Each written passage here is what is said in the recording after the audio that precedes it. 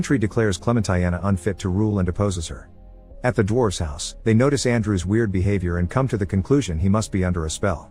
The dwarves try to make Andrew snap out of it through various methods like hitting him and tickling him, but nothing works. In the end, they decide to try the classic true love's kiss, and Snow White's kiss does the trick. Feeling sane again, Andrew apologizes to everyone for how he's treated them, but their conversation is interrupted by some noises outside. The beast is near.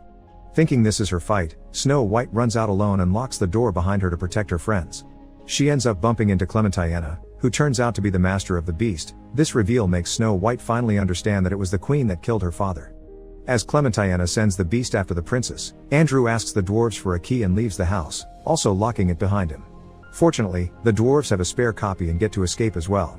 While the queen runs back to her mirror house, the men join Snow White to fight the beast, which is too powerful to be stopped by normal people and their silly swords.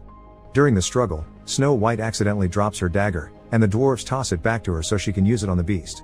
However, Snow White notices the moon necklace around the beast's neck matching the one the queen had, and she uses the dagger to cut the chain off. This ends the spell and reveals that the beast's real identity all along had been the king. This affects Clementiana as well, who finally has to pay the price of using magic with her youth. Back to Snow White, she gets to reunite with her father, who promises to reward the group for their help. The dwarves get a feast and some gold, and Andrew gets Snow White's hand in marriage. During the wedding party, Clementiana sneaks in thinking she won't be recognized now that she's an old woman. However, when she comes closer to give Snow White a cursed apple, the princess recognizes her and makes her bite the apple instead. This causes the last traces of magic to be defeated, which means the mirror house explodes and the eternal winter finally leaves the kingdom. The party ends with a spectacular musical number, and in the future, the dwarves get to have normal jobs again.